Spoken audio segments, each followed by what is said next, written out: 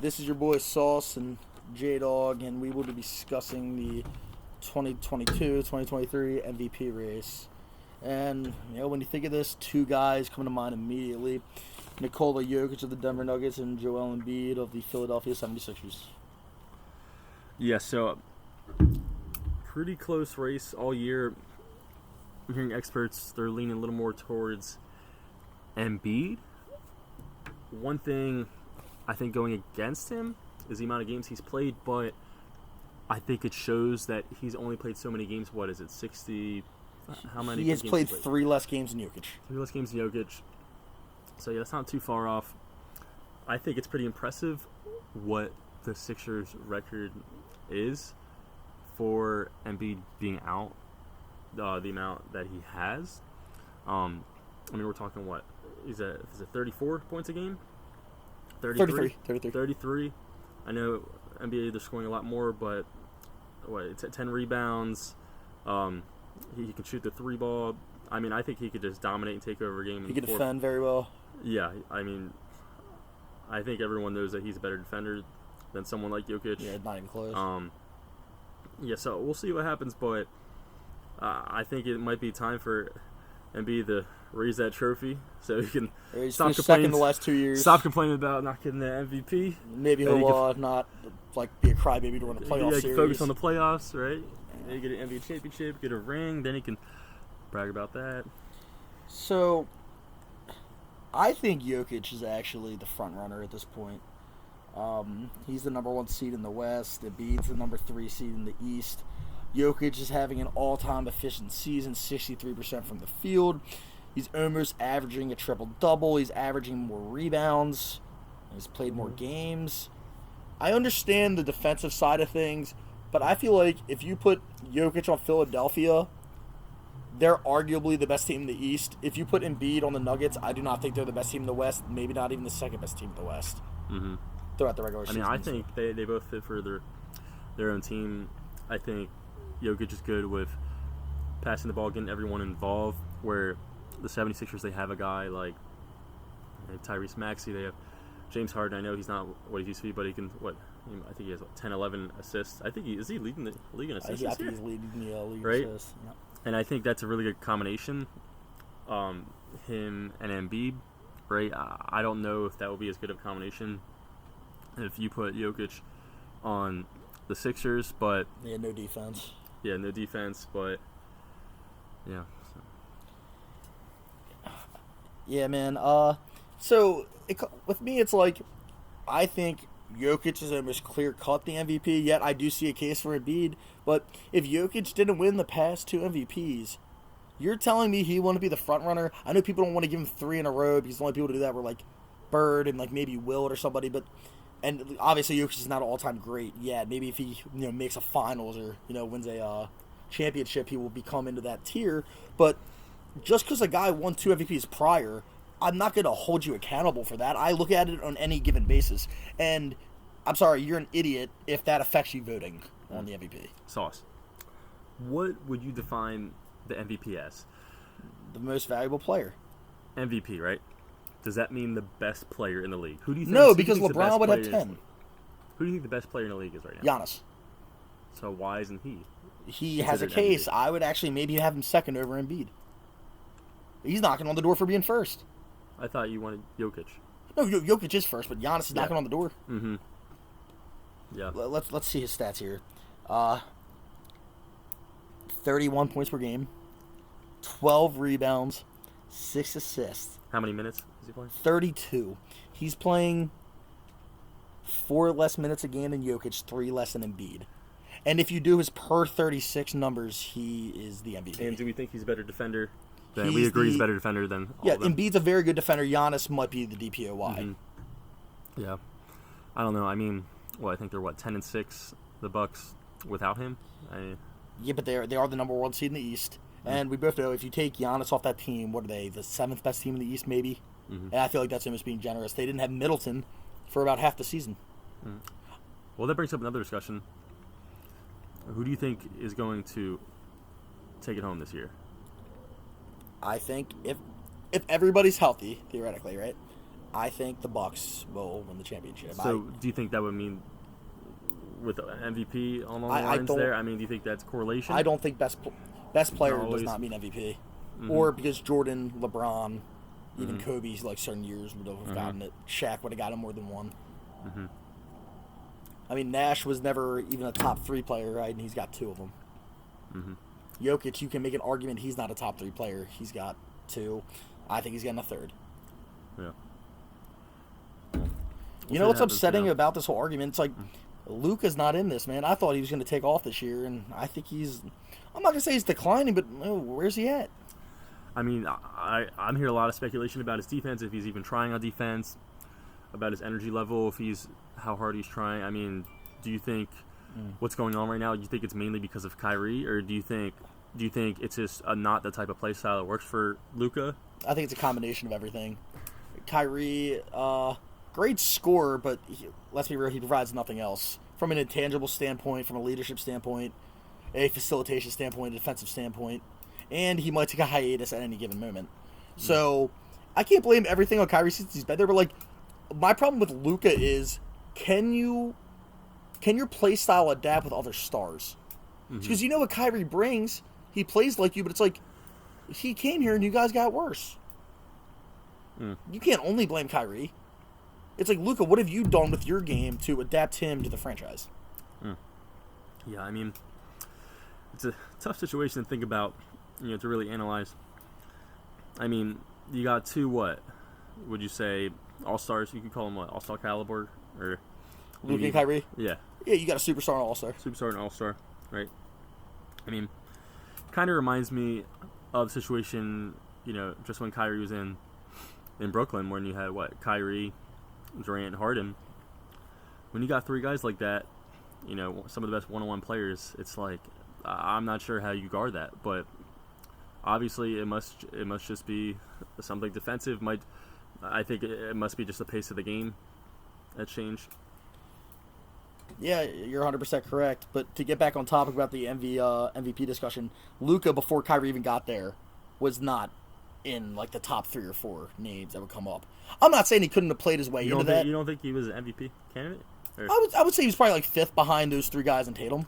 He was pretty high up. I mean, maybe, first 10, 20 games?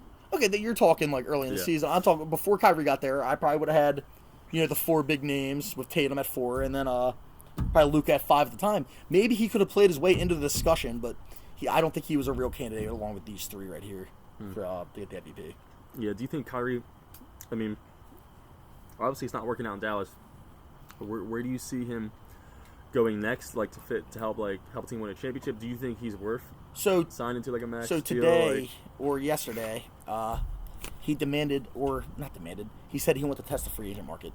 So Dallas adds him, gets worse, way worse, and then he asks to leave before the season's You don't even think over. that's a coaching thing? No. How's that coaching?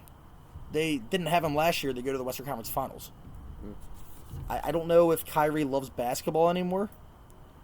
For example, Kyrie's great with the basketball. He's very skilled. I was watching the game between Dallas and the Pelicans. Kyrie's cooking, man. I'm not saying he's scoring every possession down, but he's going off. McCollum on the other end has Kyrie on him, and he's scoring every single time with literally 0 defense. So sometimes you got to look at the NBA where it's like it's not all offense. Like defense does play a part. Seems like that's what it is nowadays, right? It seems like it. But Dallas is showing you right now why you need a defender. All I know, I feel like Kyrie could really help a team win a championship. Just thinking about that one in Cleveland. Cleveland, this is for you. Hey, we're staying on LeBron, he's got to thank Kyrie for that. If we're staying on the Kyrie Irving topic, that was about 7 or 8 years ago in Cleveland.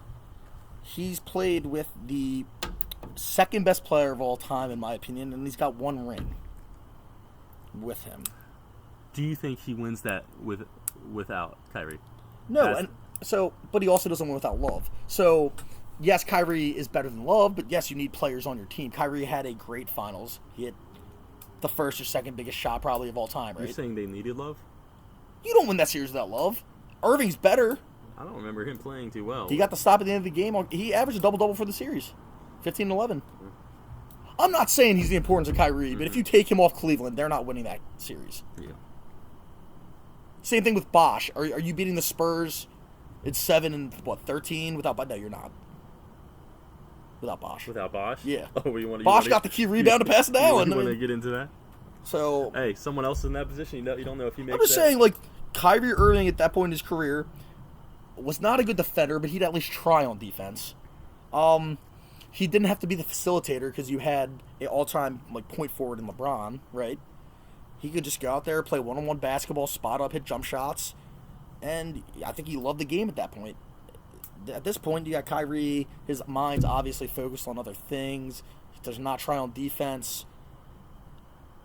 I mean, he scores you 28 a game, but the NBA, it's inflation, dude. You got like 10 to like 15 guys, I think, scoring almost 28 a game now. Mm-hmm. Great scorer, but like, how do you go to a team with a superstar? And I mean, he's still shooting what, 37%, 39? Is it 37? I think he's around 50% from the field, almost like 38, 39% from three. Yeah, like 38, 39. The numbers are great, but how many points is he giving up? What is he doing in the locker room? So, let's see here. Goes to Boston. Let's see here. Let's start with the problems of Kyrie throughout his career. Wants to leave an all-time great player in LeBron James. Okay? Kyrie leaves. LeBron is still making the finals without Kyrie. With who? Rodney Hood, washed up Kevin Love, Jordan Clarkson.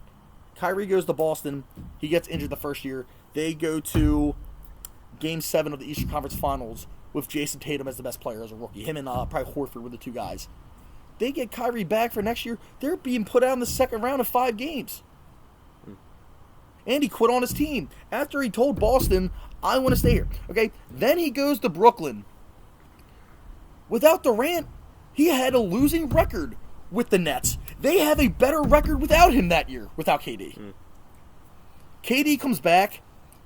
They win a playoff series. They lose in 7 games to Milwaukee.